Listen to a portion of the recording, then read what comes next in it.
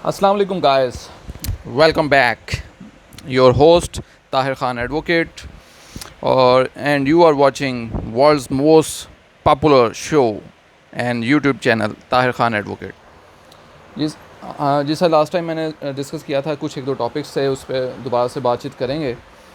दोबारा से तो नहीं, मतलब उस वक्त तो डिस्कस नहीं हुआ था, बताया था कि मैं करूँगा। उसमें से एक टॉपिक है कि appointment of guardian from civil court. Civil court से जो है वो अपॉइंटमेंट कैसे हो सकती है गार्डियन की। कुछ साल पहले मेरे पास एक केस आया, तो बड़ी उसमें मुझे मुश्किलात आई और कोर्ट में कई दफ़ा एम्बेरसमेंट भी हुई आर्गू करते हुए, क्योंकि कोर्ट में खड़ा था जब आर्गू कर रहा था तो पीछे से कई सीनियर वकला जो हैं, एक दो थे, उन्होंने कहा कि यार आप कोर्ट का टाइम वेस्ट ना करें, तो आप गार्डियन कोर्ट में जाएं, वहाँ से जाके करें। क्योंकि सिविल जज साहब भी समझ नहीं रहे थे, वो भी कह रहे थे कि जी आप गार्डियन कोर्ट में जाएं। तो मैंने कहा कि सर मुझे एक मौका दें, कोशिश मैं करता हूँ, अगर मैं कन्विंस कर सका तो जो सूट डिक्री हो जाएगा सिविल कोर्ट से रिगार्डिंग अपॉइंटमेंट ऑफ गार्डियन, नहीं तो फिर वो डिसमिस हो जाएगा। दो ही चीज़ें। तो वो केस क्या था? केस ये था कि 40 year old blind deaf and mute, ठीक है, blind deaf and mute 40 year old, उसको जो है ना पेंशन और दीगर वाजबात जो है ना महकमे से मिलने थे। उसके भाई के बाद ना उनके रूल्स थे कि जी वो कोई डिसेबल जो चाइल्ड होगा वो पेंशन और दीगर वाजबात ले सकता है। तो वो मेरे पास आए केस लेके कि जी ये इनका जो है ना आप ये क्योंकि ब्लाइंड डेफ एंड म्यूट है, ये समझ नहीं सकता कुछ, अपना इसको पता नहीं कि अपनी वेलफेयर नहीं जानता, तो इसका कोई किसी ना किसी को महकमे ने कहा है कि जी हम अगर इसे पैसे दे दें तो कल को आके कैसे साबित होगा कि इसने रिसीव कर लिए नहीं किए। तो इसका आप गार्डियन अपॉइंट करा के लाएँ, इसके भाई को गार्डियन अपॉइंट करवाएं, क्योंकि उसका भाई था, उसके पेरेंट्स वगैरह नहीं थे। तो वो मेरे पास आए तो मैंने कहा चलें ठीक है, मैंने उनसे फ़ीस पकड़ ली और मैंने कहा चलें मैं करवा देता हूँ गार्डियन अपॉइंट। डॉक्यूमेंट्स ले लिए मैंने उनसे सारे, जो महकमे के थे उनके जो पैसे मिलने थे, और साथ जो है वो उसके अपने डॉक्यूमेंट ले लिए कि वो ब्लाइंड डेफ एंड म्यूट था, ठीक है, ना बोल सकता था, ना सुन सकता था, ना ठीक है ना देख सकता था। तो मैंने अब वो उसका पिटिशन तैयार करने लगा, तो मैंने कहा यार ये अब गार्डियन कोर्ट से तो गार्डियन अपॉइंट नहीं हो सकता इसका, क्योंकि ये 40 साल एज है इसकी, 40 ईयर।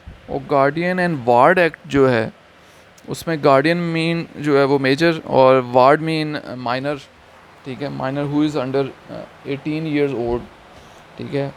अब ये 40 साल का है और गार्डियन वार्ड एक्ट के तहत तो इसकी पिटिशन फाइल नहीं हो सकती।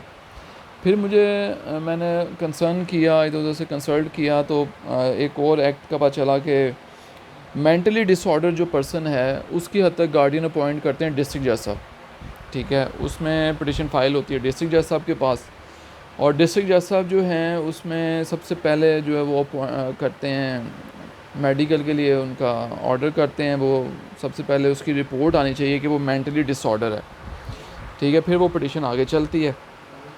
अब इसकी रिपोर्ट आनी नहीं थी मेडिकल डिसऑर्डर की, ठीक है, उनको ये ही इज़ मेडिकली फिट, क्योंकि ये तो ब्लाइंड डेफ एंड म्यूट था। मेडिकली इसका जो मेंटली डिसऑर्डर का तो इसकी रिपोर्ट आनी नहीं थी। और वहाँ पे जो है डिस्ट्रिक्ट जज साहब, मैं आपको बताऊँ, डिस्ट्रिक्ट जज साहब के मैं चैम्बर में गया था, और चैम्बर में जाके मैंने उनसे पूछा, मैंने कहा सर ऐसा करके है, बंदा जो ब्लाइंड डेफ एंड म्यूट है तो उसकी हद तक गार्डियन अपॉइंट कराना है, तो आपके पास जो पिटिशन आती है वो मेंटली डिसऑर्डर की आती हैं।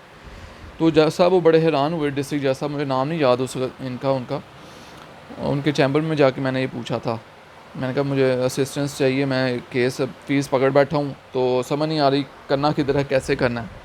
तो ना सीनियर ने मुझे इस पर कोई गाइड किया, ठीक है, क्योंकि मैटर नहीं आया था, पहली दफ़ा जो देखा था ऐसा की चीज़ जो है ना, उन्होंने भी वो कहते मैंने ऐसा की कोई पिटिशन नहीं की।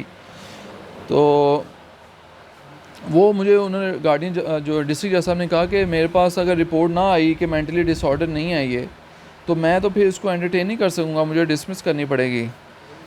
तो फिर मैंने कहा सर वैसे अब मैं सोच रहा था कि लेकिन मुझे लोगों ने डिस्करेज किया है कि सिविल कोर्ट से नहीं हो सकता। मैंने स्पेसिफिक रिलीफ एक्ट का जो सेक्शन 42 है उसे थोड़ा गौर से पढ़ा है, तो उसमें मेंशन है कि डिक्लेरेशन ऑफ लीगल करैक्टर और राइट।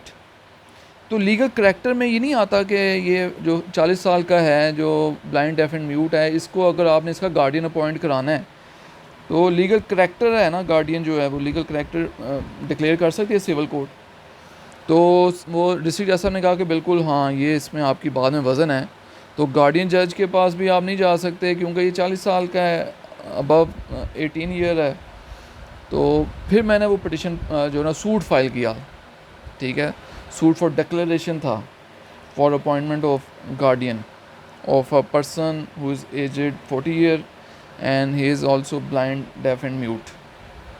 वो पिटिशन जो सूट फाइल किया मैंने, तो उसमें नोटिस हुआ, इश्तिहार हुआ, ठीक है, महकमे को पार्टी बना लिया, बयान शान हो गए, सारा कुछ हो गया। तो फाइनल आर्गूमेंट्स थे, तो जज साहब ज़ाहिर सी बात है सिविल कोर्ट्स में वो शुरू में बॉदर नहीं करते, वो लोग कहते हैं चलो नोटिस हो जाए, इश्तिहार हो जाए, फाइनल स्टेज पे जाके देखते हैं जी मेंटेनेबल है या नहीं है, क्या सूरत है। अब मैं उधर आर्गू कर रहा था, मैं कहा सर इसका गार्डियन अपॉइंट होना है, ये ब्लाइंड डेफ एंड म्यूट है, इसकी जगह पे इसका भाई जो है वो आप उसको अपॉइंट करें, भाई जाके रकम वसूल करेगा इसके बिहाफ पे। तो जज साहब ने एक दफ़ा सुना तो वो कहते ये कैसे हो सकता है, गार्डियन अपॉइंट, सिविल कोर्ट है यार, आप सिविल कोर्ट कितना आपने पिटिशन इश्तिहार नोटिस सारा कुछ कराते रहे हो, सारा आपने टाइम वेस्ट हो गया, पैसे सारे अखबार हर चीज़। तो पीछे एक वकील साहब थे सीनियर, जब उन्होंने बात सुनी जज साहब के अल्फाज, तो उन्होंने साथ ही मेरे कंधे पे आके हाथ रखा, उन्होंने कहा बेटा आपने ना गार्डियन कोर्ट, ये साथ ही ये आप खड़े हैं मस्जिद ब्लॉक में, साथ ही सीनियर सिविल जज ब्लॉक है, वहाँ पे गार्डियन कोर्ट्स हैं, उस वक्त वहाँ होती थी, आजकल शिफ्ट हुई हैं। तो गार्डियन कोर्ट वहाँ पे जाके आप पिटिशन फाइल करें, ठीक है ना, तो उस तरह से गार्डियन अपॉइंट होगा, ऐसे नहीं। मैं कहा सर मसला ये है, अगर मैं थोड़ा सा आप मौका दें तो मैं जज साहब को कन्विंस करने की कोशिश करता हूँ। तो वो सीनियर ने कहा कि आप टाइम वेस्ट कर रहे हैं, मेरा नेक्स्ट केस है तो मैंने आर्गू करना है, तो आप गार्डियन कोर्ट से करवाएंगे। मैं कहा सर काइंडली मुझे 1 मिनट दे दें, तो आप, उन्होंने कहा चलें ठीक है। अब मैंने फिर जज साहब से मुखातब हुआ, मैंने कहा सर इसमें बात इस तरह से है कि ये सारी मैं चीज़ें कर चुका हूँ कोशिश हर जगह से, तो मैंने फ़ाइल तो नहीं की लेकिन अपने तौर पे मैंने जाके पता किया था। अब गार्डियन एंड वार्ड एक्ट में 18 ईयर जो है ना वो 18 या लेस जो है वार्ड की डेफिनेशन में आता है, वार्ड जो है। अब ये वार्ड की डेफिनेशन में नहीं आ रहा है, 40 साल का ब्लाइंड डेफ एंड म्यूट है, तो ये गार्डियन कोर्ट में मेंटेनेबल नहीं है, पिटिशन फाइल नहीं हो सकती, गार्डियन अपॉइंट नहीं हो सकता। दूसरा जो रेमेडी थी वो था अगर मेंटली डिसऑर्डर होता तो मैं डिस्ट्रिक्ट जज साहब के पास चला जाता, पिटिशन वहाँ से अपॉइंट करवा लेता गार्डियन। तो वो भी सिचुएशन नहीं है, मेंटली डिसऑर्डर नहीं है ये, इसका मेडिकल मेरे पास है, ब्लाइंड डेफ एंड म्यूट है, और अगर इसका मेडिकल दोबारा करवाया भी जाए तो ज़हनी तौर पे ये सही है। तो ये सिचुएशन है, इस वजह से I have left no other remedy, ठीक है। अब ये डिक्लेरेशन सेक्शन 42 में स्पेसिफिक रिलीफ एक्ट में, तो सिविल जज के पास अनलिमिटेड पावर्स हैं डिक्लेरेशन की हद तक। तो लीगल करैक्टर की डेफिनेशन में आता है गार्डियन, तो लीगल करैक्टर और राइट डिक्लेयर हो सकता है under section 42 of specific relief act. तो इस हिसाब से ये मेरा सूट जो मेंटेनेबल है और मेरे पास कोई और रेमेडी नहीं है, तो काइंडली इसको आप डिक्री फरमाएँ और गार्डियन अपॉइंट करें। तो जज साहब ने कहा कि हाँ यार ये तो अब बात तो आपकी अब वज़न है कि अब वो भी रेमेडी नहीं है, ये भी नहीं है, ये 18 साल से, तो चलें मुझे टाइम दें, मैं इसको देखता हूँ। तो मैंने कहा चलें ठीक है। सुबह मैं गया, जाके पता किया तो फ़ाइल वैसे ही पड़ी थी, कुछ नहीं हुआ। उससे अगले दिन गया, रीडर को पूछा, रीडर कहता है जैसा भी टेबल पे अंदर चैम्बर में पड़ी है फ़ाइल। मैं कहा यार ये लंबा ही होता जा रहा, पता नहीं, डिसमिस करना है डिसमिस कर दे, मैं को अपील कर लेता हूँ, रेमेडी कोई नहीं है। अब फ़ीस पकड़ी हुई है, फ़ीस तो अब कोई ना कोई तो करना है बेचारा, दूसरा ऊपर से वो हैंड टू माउथ है, उसके घर का एक्सपेंसेस चलते ही उसी के ऊपर थे। तो वो फिर उससे नेक्स्ट डे पे मैं गया, तो फिर वो जाके पता किया तो उन्होंने कहा जी दावा डिग्री हो गया जी। मैं को शुक्र है ये हालत है। पूरे तौर पे मैंने अटेस्टेड कॉपी बनवाई, वो पार्टी को दी। मतलब इस तरह का रेयर केसेस भाई कई इस तरह के आ जाते हैं। हो सकता है और कई वकला हज़रात ने इस तरह के केस किए हों, लेकिन मैंने नहीं सुना था आसपास अभी तक भी। मैंने जो है ना किसी से अगर डिस्कस करूं तो वो कहते हैं कि यार हमारे पास इस तरह का केस नहीं आया। तो इस तरह के सिचुएशन में आप गार्डियन अपॉइंट करवा सकते हैं सिविल कोर्ट से, ठीक है। तो चैनल को सब्सक्राइब तो आपने कर दिया होगा, अगर नहीं किया तो आप कर दें, इसमें क्या देर आए दुरुस्त आए। और कमेंट और आप लाइक शेयर करें इसको ज़्यादा, ताकि लोग और भी इससे मुस्तफ़ीद हो सकें और अपना वक्त बर्बाद कर सकें वीडियो देख के मेरे साथ साथ। तो इसके अलावा अच्छा, एक बंदे ने कमेंट किया पिछली वीडियो में, कहना जी कोई ना तुसी एंटरटेनमेंट भी कराया करो। ऐसा कौन वीडियो देखेगा, कोई शेर शूर सुना दो वो, या कोई जोक सुना दो। जोक से याद है, चलो एक चवल मार देने। एक जज साहब ने जो कहा जी इस मुजरिम के दोनों कान काट दो। मुजरिम ने कहा सर प्लीज़ मेरे जो है कान ना काटिएगा वरना मैं अंधा हो जाऊंगा। तो जज ने कहा वो कैसे, कान काट रहे हैं तो अंधा किस तरह हो जाए। उन्होंने कहा सर मैं फिर ऐनक किधर रखूँगा। लोग चवल ही सी वैसे तो वकील ऐसा तो जोक ही सुना देने। और सुनाएं क्या हाल चाल हैं, और छुट्टियां एंजॉय कर रहे हैं। आज देखें सैटरडे था और गुजर गया, बस आखिरी वीडियो से निकल रहे हैं, घर चलते हैं। तो परसों से जो नोटिफाइड हैं छुट्टियां जो शुरू हो रही हैं, आज भी वैसे छुट्टी वाला माहौल था। तो उसके बाद हाई कोर्ट में 5 सितंबर को कोर्ट्स ओपन होनी है, लेकिन अर्जेंट केसेस चलेंगे। और सिविल कोर्ट वगैरह जो है वो 4 अगस्त, ठीक है, 4/8 से शुरू होंगी। और डिस्ट्रिक्ट एंड सेशन जज जो है वो मेरा ख्याल 15 से है, 15 अगस्त से। चलें ये छुट्टियों में वीडियोस बनाएंगे, मौजे करेंगे, शेयर करेंगे। शेयर आपने करना है, कमेंट आपने करना है, लाइक आपने करना है। और हेयर ट्रांसप्लांट वाली वीडियो भी मैं बनाऊँगा। हेयर ट्रांसप्लांट आपने बताएं मुझे, मेरे बाल बेहतर आ गए हैं कि नहीं। पहले मैंने ऐसे करके बाल हैं ऐसे करके ऐसे चिपकाए होते थे, यहाँ से ऐसे कवर किए होते थे। किसी ने दसी ना ये इस तरह की बातें कोई बताता नहीं किसी को। तुसी बस आप वेख के ना आगे दसना नहीं किसी ने, बस शेयर कर देना वीडियो।